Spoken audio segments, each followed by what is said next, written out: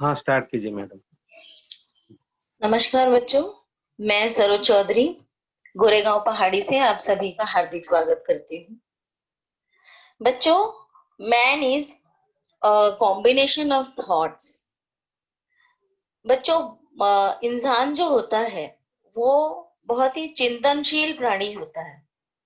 वो पैदा होता है तब से ही उसके मन में बहुत सारे प्रश्न लेके पैदा होता है। प्रश्नों के साथ ही वो उसका जन्म होता है। छोटा होता है बच्चा, जब बोलना सीखता है तभी से वो पूछना शुरू कर देता है कि ये क्या है, वो क्या है, ये कैसे होता है, वो कैसे होता है। बहुत सारे प्रश्नों को क्रिएट करता है, सारी चीजों के बारे में जानकारी वो हासिल करने की कोशिश करता है। तो हर तरह के प्रश्नों को का पुलिंदा उसके साथ में हमेशा जीवन भर बना रहता है। और मरणोपरांत उसके प्रश्न खत्म नहीं होते हैं, और एंड तक वो बुढ़ापे तक ये कहते रहता है कि ऊपर जाने के बाद भी ईश्वर के प्रश्नों का जवाब देना है हमें। जो पागल होते हैं उनको तो कोई मतलब ही नहीं, उनके पास तो सारे प्रश्नों के जवाब होते हैं। उनके पास सिर्फ उत्तर होते हैं, प्रश्न नहीं होते हैं। तो उनकी तो बात ही अलग है, वो निराले होते हैं। लेकिन जो आम इंसान है उनके पास प्रश्न भरे पड़े होते हैं। परंतु प्रश्न बनाना एक बहुत बड़ी कला होती है। तो ये तो आम जीवन की कहानी है, ये आम लोगों की बात है, हम आम इंसानों की बात है। बट जो हमारे पाठ्यक्रम में हमें दिया गया, आज हम उसके बारे में चर्चा करने वाले हैं। बच्चों, हम हमारे 9th और 10th में हम एक गद्य आकलन पढ़ते हैं, जो उसमें प्रश्न निर्मिति का एक चैप्टर आता है। उसके बारे में आज हम लोग आपसे चर्चा करने वाले हैं।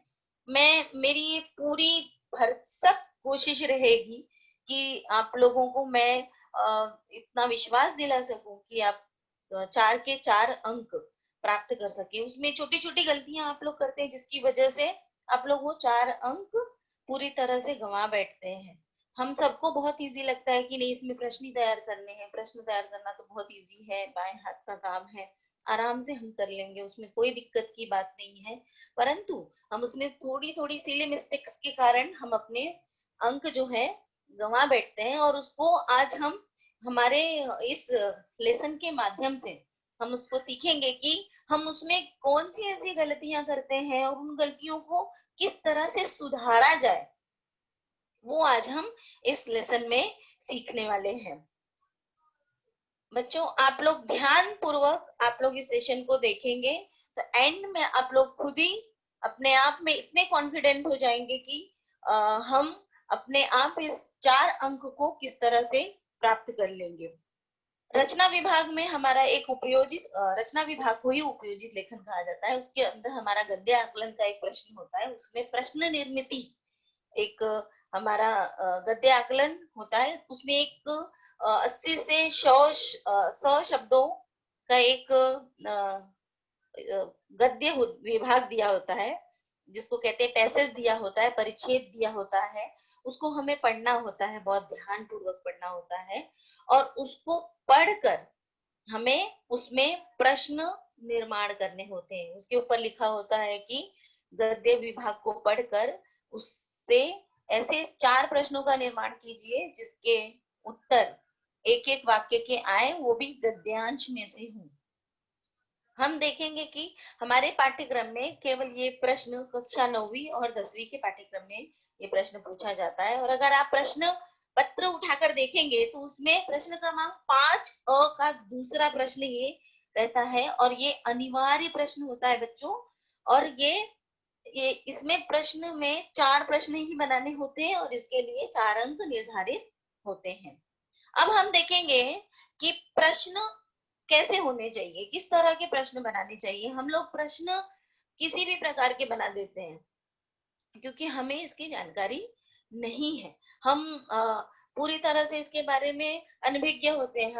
हम सोचते हैं कि चलो हमें प्रश्न ही तो बनाना है, तो एक ही प्रकार का प्रश्न उठा के बना देते हैं। जैसे हमें क अक्षर से प्रश्न नहीं बनाने, जैसे कि इंग्लिश मीडियम के बच्चे बनाते हैं WH वाले प्रश्न बनाने हैं। क्वेश्चन मार्क लगा दिया, खत्म हो गया, क्वेश्चन मार्क लगा दिया तो वो प्रश्न बन गया, ऐसा कोई जरूरी नहीं है। तो WH से शुरू होने वाले प्रश्न, जैसे क अक्षर से शुरू होने वाले प्रश्न, वो प्रश्न मान्य नहीं होते। जैसे क्यों, कैसे, क्या, केवल इसी से ही प्रश्न शुरू नहीं होते। प्रश्न अगर शुरुआत करनी है, प्रश्नों की शुरुआत करनी है, तो उसको संज्ञा से शुरू की जाती है। सर्वनाम शब्दों से प्रश्न नहीं शुरू किए जाते हैं। जैसे वह क्या है, वहां क्या है, ऐसे प्रश्न निरर्थक प्रश्न होते हैं। जैसे यदि आप ऐसे प्रश्नों को बनाते हैं, तो जो प्रश्न पढ़ रहा है उसको समझ ही नहीं आएगा कि आप कौन से किसके बारे में प्रश्न पूछ रहे हैं। प्रश्नों के उत्तर एक वाक्य में ऐसे प्रश्न, एक वाक्य में हो ऐसे प्रश्न बनाए जाए। प्रश्नों के उत्तर लंबे चौड़े नहीं होने चाहिए। एक ही सबसे बड़ी उसकी जो ये होती है कि उसके उत्तर एक वाक्य के ही बनने चाहिए। दूसरा क्या है, तैयार प्रश्न सार्थक रूप में होने चाहिए, अर्थपूर्ण होने चाहिए। ऐसा नहीं कि वहां कौन खड़ा था, यह क्या है, ऐसे प्रश्न नहीं। पहले मुर्गी आई कि अंडा आया, ये निरर्थक प्रश्न है। तो कोई क्या, अंडे के बिना मुर्गी कैसे होगी, फिर मुर्गी के बिना अंडा कैसे होगा। तो ये सारे प्रश्न जो होते हैं निरर्थक प्रश्न होते हैं। ऐसे निरर्थक प्रश्नों को नहीं पूछना चाहिए, सार्थक प्रश्न पूछने चाहिए। सर्वनामिक शब्दों से प्रश्न तैयार नहीं करने चाहिए। हाँ ना वाले उत्तर वाले प्रश्न नहीं तैयार करने चाहिए। क्या तुमने खाना खाया है, क्या उसने खाना खा लिया था, हाँ उसने खाना खा लिया था, इस तरह के प्रश्न नहीं पूछने चाहिए। क्योंकि ये हाँ ना वाले प्रश्न जो है मान्य नहीं होते हैं गद्य आकलन में।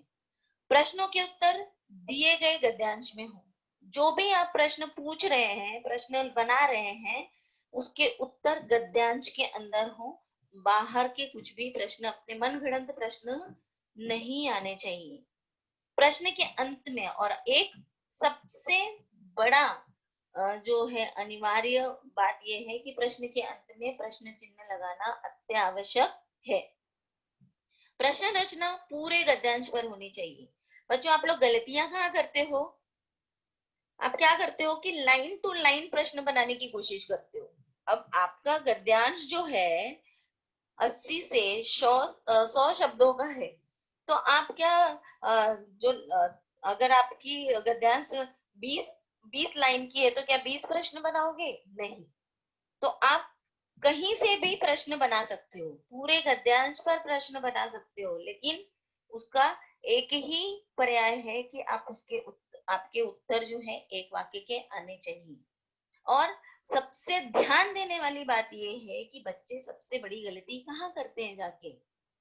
बच्चे गलती क्या करते हैं, मैंने जहां तक पेपर चेक किए हैं, बच्चे गलतियां ये करते हैं कि प्रश्न तो बनाते जाते हैं, साथ में उत्तर भी लिखते जाते हैं। तो हमें प्रश्न का उत्तर नहीं लिखना है। प्रश्न के उत्तर हमें नहीं लिखना। हमें उत्तर लिखने में, प्रश्न का उत्तर लिखने में हमें अपना समय नहीं गंवाना है। और ध्यान देने वाली बातें और हैं। जैसे हम कहानी लेखन में शीर्षक दीजिए, सीख लिखिए, संदेश लिखिए जैसे प्रश्न तैयार नहीं करने हैं कि इस गद्यांश का सारांश लिखिए, शीर्षक दीजिए, इस गद्यांश से आपको क्या सीख मिली है, इस तरह के प्रश्न नहीं बनाने हैं। और अभी क्या कृति वाले जो प्रश्न आने लगे हैं, आकृतियां बनाने वाले प्रश्न आने लगे हैं, आकृति पूर्ण कीजिए, कृति पूर्ण कीजिए, तो इस तरह के प्रश्न आने लगे हैं। तो आपको आकृति पूर्ण कीजिए जैसे प्रश्नों का समावेश गद्य आकलन में नहीं करना है। समझ में आया बच्चों? तो ये इस तरह की गलतियां आपको नहीं करनी है। मुझे ऐसा लगता है कि हो सकता ये इतने जो मैंने आपको 8 बातें आप लोगों को बताई है, इसके साथ साथ मैंने और भी 2-4 चीजें बताई हैं, ये आप लोगों के लिए बहुत ज्यादा उपयोगी साबित हो सकता है। आप लोग इसके बाद कोई गलती नहीं करोगे। अब हम देखेंगे कि हम किस तरह के प्रश्नों के शब्द यूज कर सकते हैं। जैसे उपयुक्त प्रश्नवाचक शब्द कौन कौन से होते हैं, जैसे कितना, किसका, कौन सा, कौन से, कौन सी, कैसे, क्यों, क्या, कहाँ, कब, कौन। अब हम ये देखेंगे कि ये जो है, ये प्रश्नवाचक शब्द किसके लिए उपयुक्त होते हैं, कौन किन चीजों के लिए उपयुक्त होते हैं। हेतुलक्षी प्रश्न प्रकार किसके लिए होते हैं, जैसे कौन किसके लिए उपयुक्त होता है, व्यक्ति के लिए, है ना, उस स्थान पे, या फिर आगरा कौन गया था, है ना। अब मैंने संज्ञा भी ले लिया और प्रश्न भी पूछ लिया, मैंने संज्ञा से ही शुरुआत की, है ना। अब अगर हमको कहीं की जानकारी लेनी है तो उसके लिए क्या का प्रयोग कर सकते हैं। यदि समय या काल के बारे में पूछना है तो कब का प्रयोग कर सकते हैं। यदि जगह और स्थान के बारे में पूछना है तो कहाँ का प्रयोग कर सकते हैं।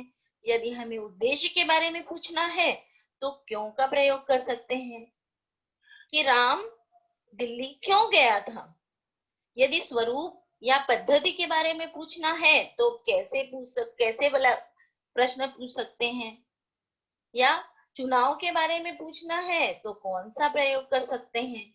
या किसी व्यक्ति संबंधी प्रश्न पूछना है तो किसका प्रयोग कर सकते हैं। संख्या संबंधी पूछना है, या मतलब वहां पर या उस स्थान पर, या जैसे कि दिल्ली में कितनी संख्या में लोग उपस्थित थे, तो यहाँ पे संख्या आ गई। फिर परिमाण, परिमाण का अर्थ होता है क्वांटिटी, कितने लोग, है ना, अगर वो दिखाना है ना। परिमाण यानी क्वांटिटी, केवल लोगों के लिए नहीं, सामग्री के लिए भी यूज हो सकता है, कि मोहन कितने दर्जन केले लेकर आया, है ना, किस मात्रा में, है ना। या संख्या में भी इसको ले सकते हैं। परिमाण में हम चावल, दाल, तेल, दूध ये भी ले सकते हैं। अंतर, अगर अंतर दिखाना है हमें तो कहाँ तक का उपयोग कर सकते हैं। कालावधि, समय को दिखाना है तो कितने काल तक शब्द ले सकते हैं प्रश्न के लिए, कब तक भी ले सकते हैं। तो इस तरह से हम प्रश्नों का निर्माण कर सकते हैं। तो बच्चों, मुझे ऐसे लगता है कि शायद अब आप लोगों को प्रश्न बनाने आ गया होगा।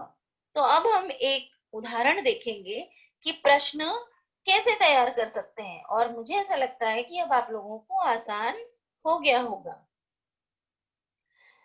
एक उदाहरण आप लोगों के सामने छोटा सा मैं रख रही हूँ। बच्चों, आप लोगों के सामने जो उदाहरण है बहुत छोटा सा है, लेकिन आपके जो परीक्षा में आने वाला उदाहरण है वो इससे भी बड़ा आने वाला है। वो तो 80 से 100 शब्दों का होगा। ये छोटा सा एक एग्जाम्पल है आपके सामने। जब भी आपके सामने गद्य विभाग आए, गद्य आकलन के लिए प्रश्न आए, पहले उस गद्य खंड को अच्छी तरह से एक बार, अच्छी तरह से 2 बार ध्यान लगा के पढ़ो, लाइन टू लाइन शब्द सह अच्छी तरह से पढ़ो, उसको समझो कि उसके उसमें क्या बताया गया है, क्या समझाया गया है। प्रश्न आप क्या करते हो, गड़बड़िया कहाँ करते हो। आप गद्य विभाग पढ़ते ही नहीं हो, पहले प्रश्न बनाना ही शुरू कर देते हो। सोचते हो कहाँ करेंगे, लाइन ही पढ़ ले, पहले एक लाइन देख ले, उसी लाइन में प्रश्न बना दे। ऐसी गलतियां बिल्कुल हमें नहीं करनी है। हमें क्या करना है, पहले 1-2 बार उस गद्य खंड को अच्छी तरह से पढ़ना है, उसको समझना है कि हम उसमें अच्छी तरह से सार्थक प्रश्न कैसे तैयार कर सकें। और सबसे बड़ी बात एक ये देखनी है कि हमें केवल मात्र 4 प्रश्नों का ही निर्माण करना होता है, 4 प्रश्नों की ही निर्मिति करनी होती है। तो हम ध्यान दें कि एक ही तरह के प्रश्न न बनाए। जैसे अगर हम सिर्फ क्यों शब्द ले रहे हैं तो केवल क्यों क्यों क्यों क्यों का प्रयोग न करें, कि कहाँ कहाँ का प्रयोग न ले, कैसे कैसे का प्रयोग न ले। 4 है अगर, तो 4 प्रश्नवाचक शब्दों का प्रयोग करके फिर 4 प्रश्नों की निर्मिति करने की कोशिश करें। अब मैं ये गद्य विभाग जो है पढ़ने जा रही हूँ, आप लोग ध्यान से सुने। भारतीय संगीत में देश के सभी भागों के संगीत का समावेश होता है। पंजाब का भांगड़ा, गुजरात का गरबा, उड़ीसा का ओडिसी, आंध्र का कुचिपुड़ी तथा केरल का कथकली आदि नृत्य सारे देश में लोकप्रिय है। भारत में सभी प्रांत एक ही केंद्रीय सत्ता के अधीन है।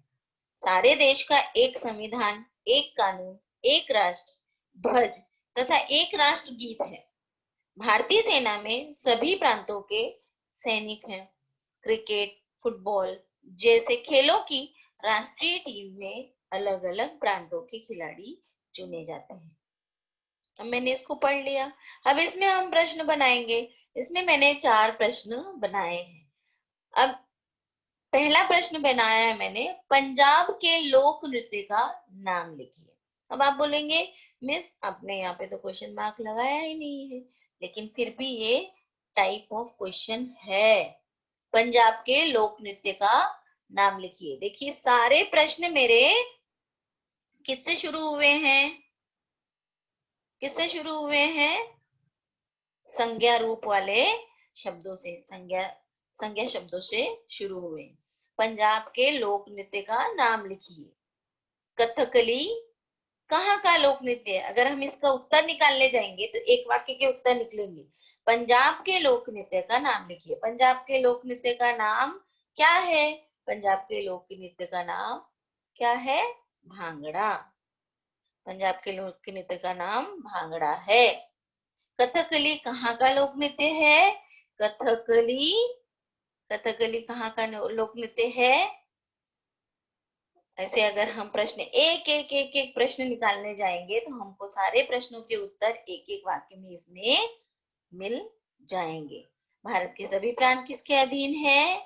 वो सारे प्रश्नों के उत्तर हमें इसमें, भारत के सभी प्रांत किसके अधीन है? भारतीय सेना में कहाँ के सैनिक हैं? ये सारे इसमें प्रश्नों के उत्तर हम निकालने जाएंगे तो एक एक वाक्य में मिल जाएंगे। हमें एक बात का, सबसे बड़ी बात का ध्यान रखना है। अच्छे से अच्छे बच्चों को देखा है मैंने कि बच्चे प्रश्न लिखते हैं, नीचे उत्तर लिखते जाते हैं। समझे?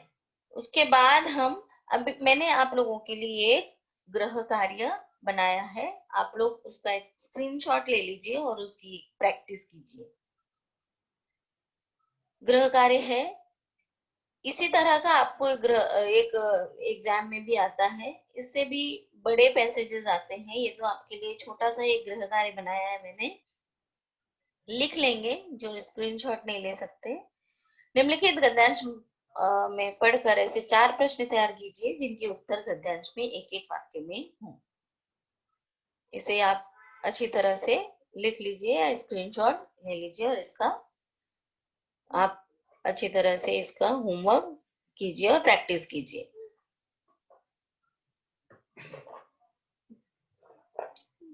Thank you.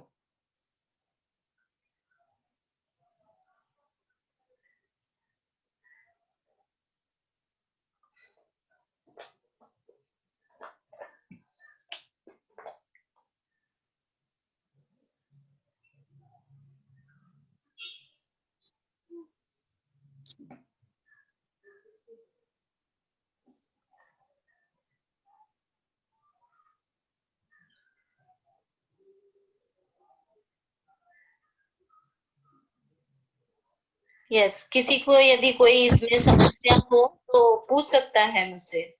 टीचर स्क्रीन पे तो कुछ भी दिख नहीं रहा है।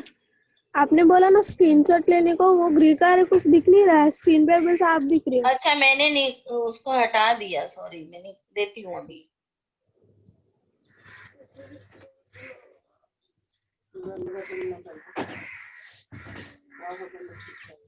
अंकिता पूछो। सर दिख ही नहीं रहा था, टीचर ही बोल रही थी बस, और वो नहीं दिख रहा था। अभी दिख रहा है? ओके। अभी दिख रहा है आप लोगों को? नहीं नहीं।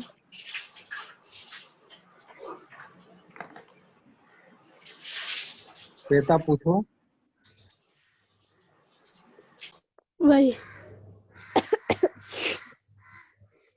अच्छा, 1 मिनट। हाँ, नीलम, आपको कुछ पूछना है? जी सर।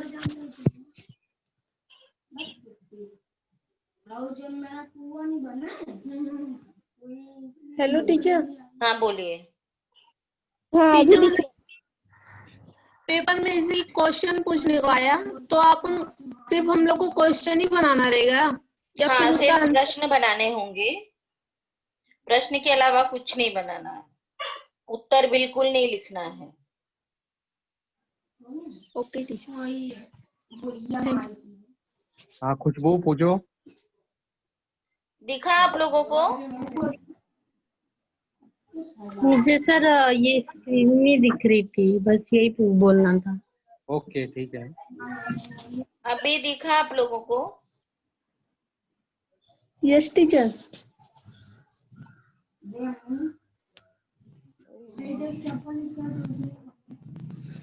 इसका स्क्रीनशॉट ले लीजिए, ये गृह कार्य है आप लोगों के लिए। और कुछ पूछना है तो पूछ लीजिए, या फिर मैं पहले से आप लोगों को दिखा दूं आप लोगों को, यदि और बाकी पेजेस के स्क्रीनशॉट लेने हैं तो। शिपा पूछो।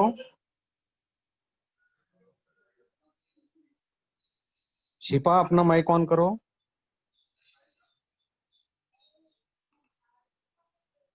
सभ्या पूछो। Hello teacher. जी बोलिए। टीचर मतलब दाखिला आएगा उसमें कितना प्रश्न हम लोग को तैयार करना पड़ेगा? केवल 4 प्रश्न तैयार करने होते हैं, केवल 4 ही प्रश्न तैयार करने होते हैं, और चारों प्रश्न एक एक वाक्य के होने चाहिए। मैंने हाँ वो टीचर, हम लोग प्रश्न तैयार करेंगे, उसके पीछे क्वेश्चन मार्क नहीं लगाएंगे तो मार्क्स नहीं मिलता है ना? नहीं मिलता है।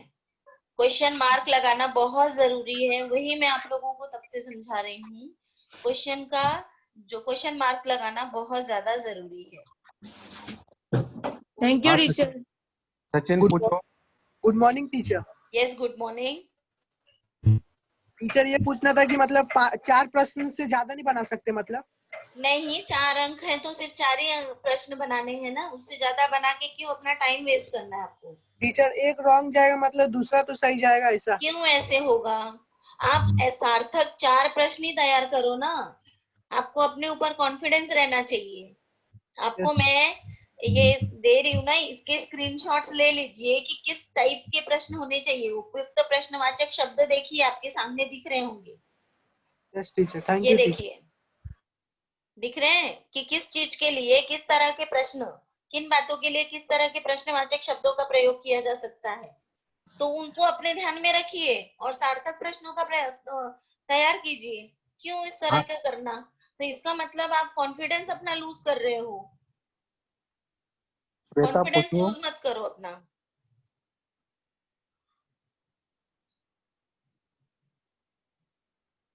शिपा पूछो।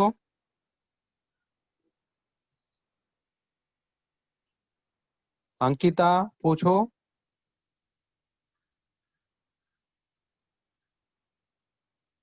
जिनको पूछना है वही आप अपना हाथ ऊपर कीजिए और अपना माइक ऑन कीजिए।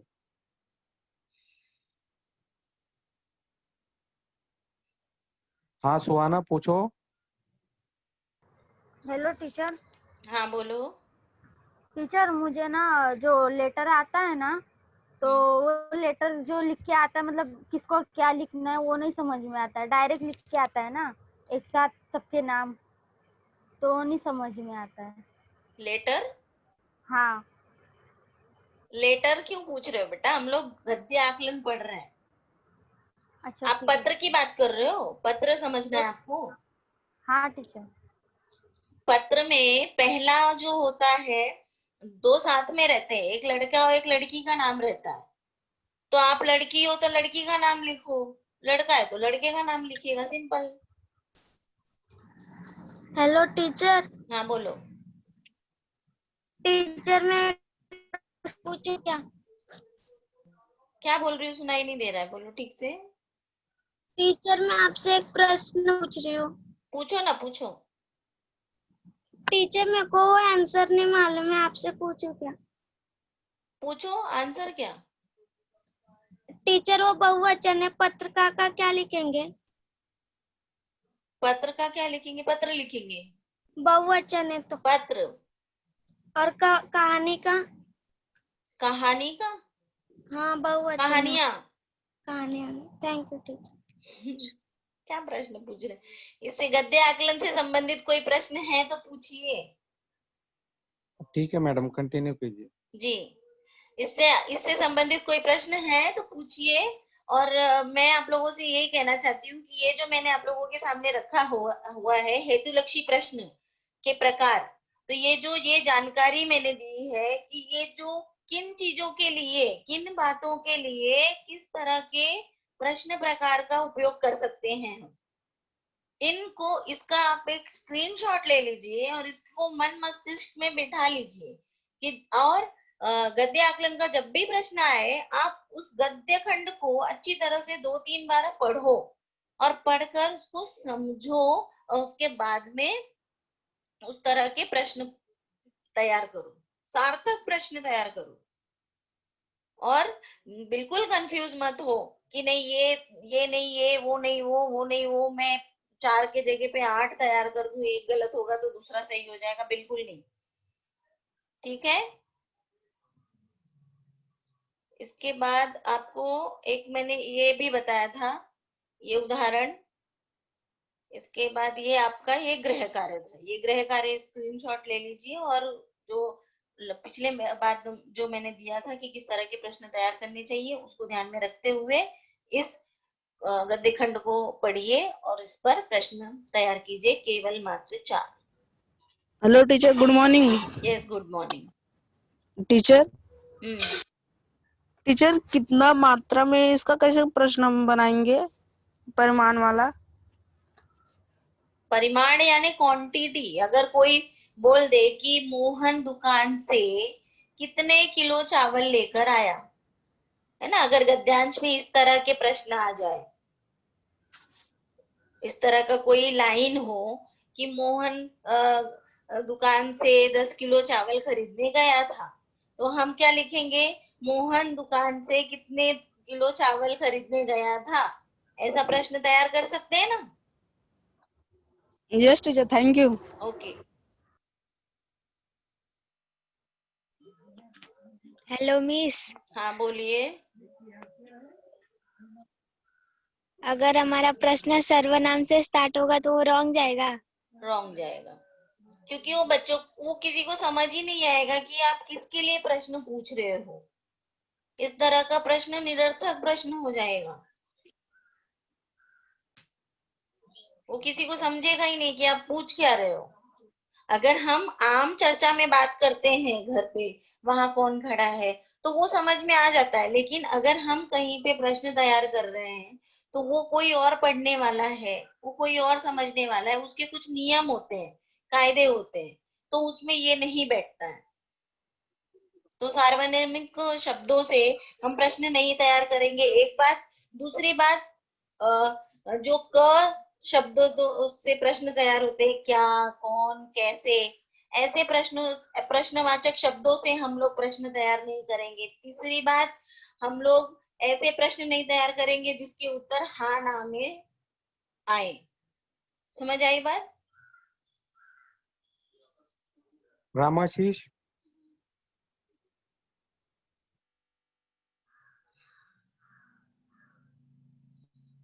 रामाशीष पूछो।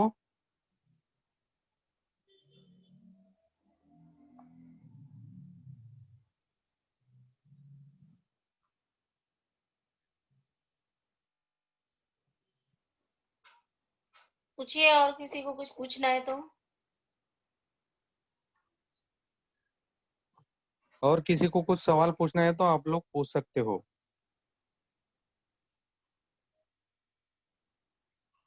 अपना हाथ ऊपर कीजिए, जिनको सवाल पूछना है वो बच्चे अपना हाथ ऊपर करेंगे।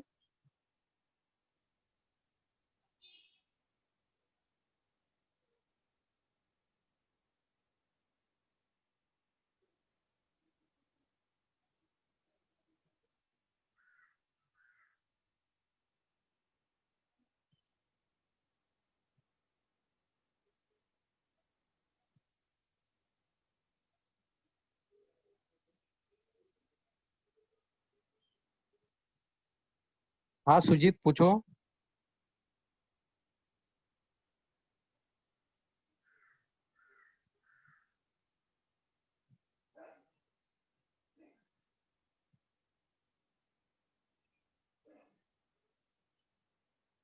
हाँ प्रजापति पूछो, अपना माइक ऑन करो।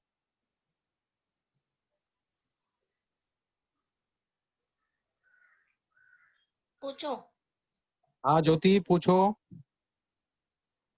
अपना माइक ऑन कीजिए, जिनको पूछना है वो अपना माइक ऑन करो। सर मुझे एक क्वेश्चन पूछने थे सारांश में, मेरे को थोड़ा सा डाउट है तो वही क्लियर करने थे। सारांश में यस टीचर।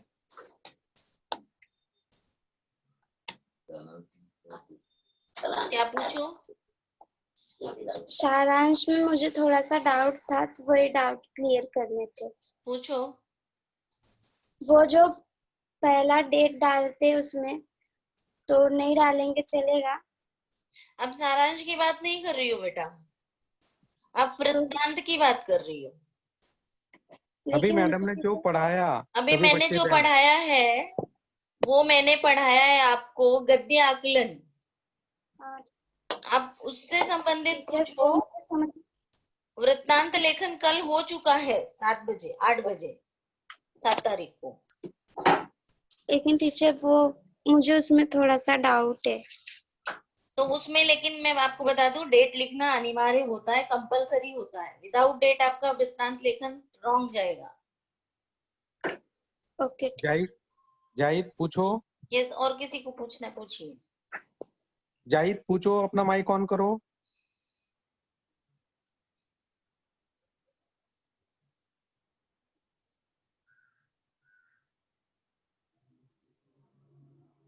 जाहिद पूछो, अपना माइक ऑन करो। जाहिद अनम्यूट होके पूछिए, अपने आप को अनम्यूट कीजिए।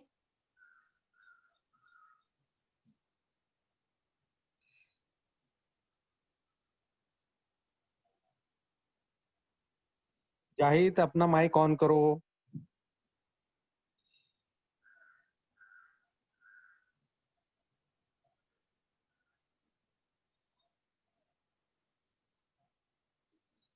इस टॉपिक से संबंधित मैडम ने जो पढ़ाया, इस टॉपिक से संबंधित अगर किसी बच्चे को कुछ सवाल है तो वो पूछ सकते हैं।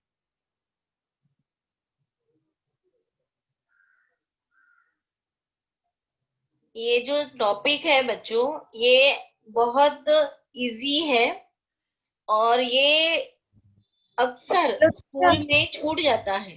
पूछिए। टीचर ये जो सारे बीपीटी है आप टेलीग्राम पे शेयर कर सकती हैं क्या?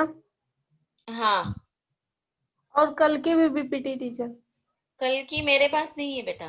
हाँ सब पीपीटी टेलीग्राम पे सेंड हो जाएगी। Okay, okay sir.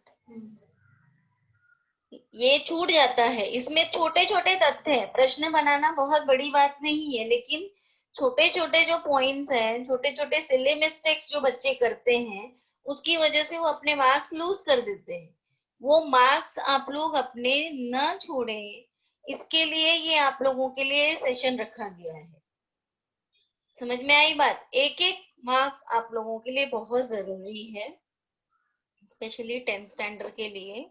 तो आप लोग ये 4 अंक, मेरा ऐसा कॉन्फिडेंस है अभी आप लोगों के ऊपर कि ये 4 अंक आप लोगों के अब नहीं जाएंगे। जो आप लोगों को मैंने हेतुलक्षी प्रश्न के प्रकार बताए हैं, ये प्रकार आप लोगों के मन में यदि बैठ गए तो आप लोगों के अब तो आपके हाथ से ये 4 अंक बिल्कुल भी नहीं छूटेंगे।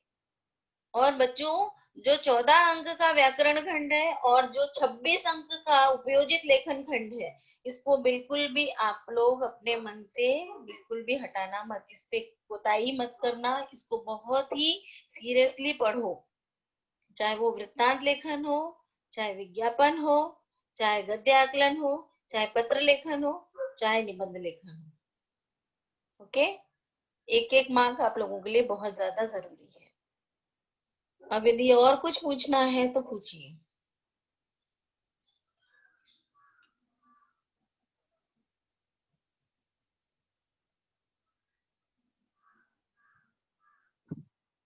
कोई नहीं मैडम।